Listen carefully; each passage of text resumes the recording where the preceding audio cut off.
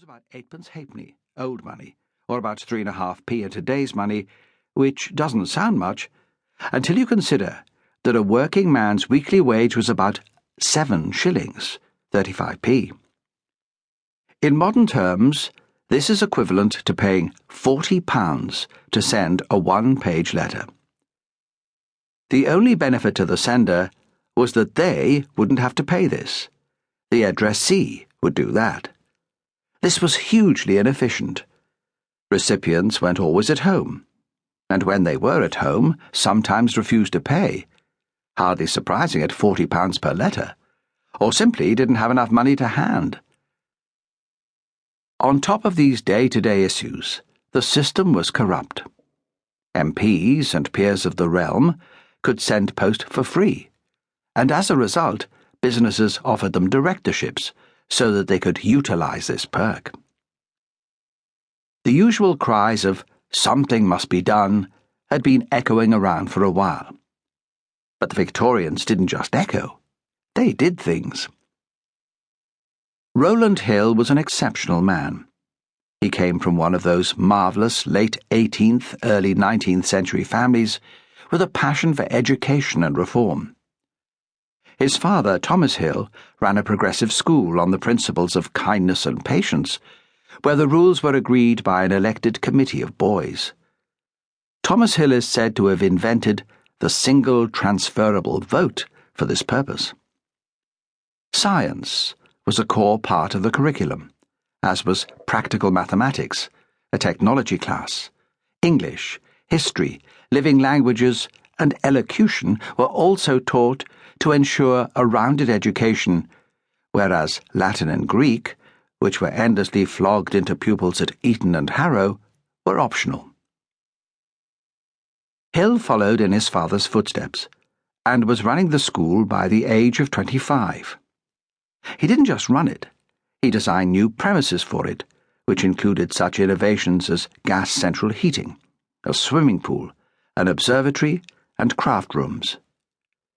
The new school attracted international attention, and pupils from Europe as well as the UK.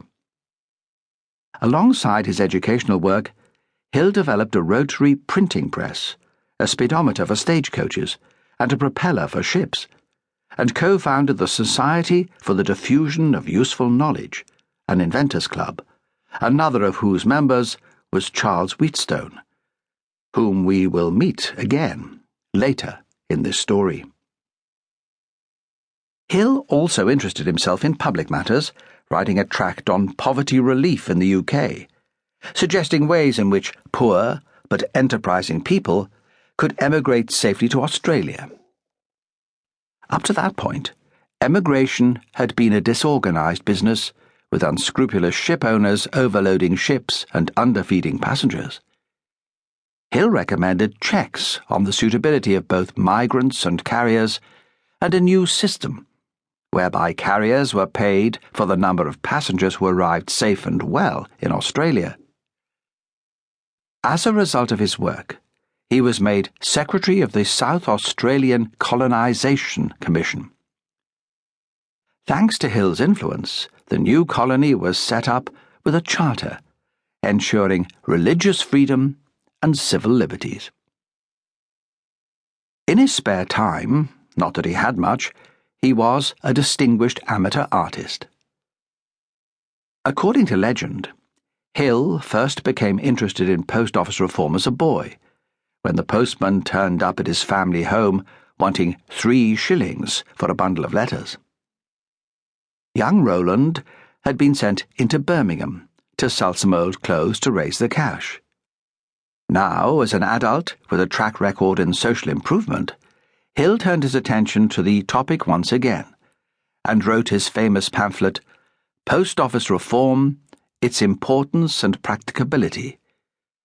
When attempts to interest the post office in this failed, Hill had it published privately. It soon came to public notice, and the authorities were forced to pay attention.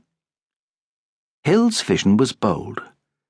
The old system of complicated tariffs would be swept away and replaced by a simple national rate. Send a letter anywhere in the UK, and it would cost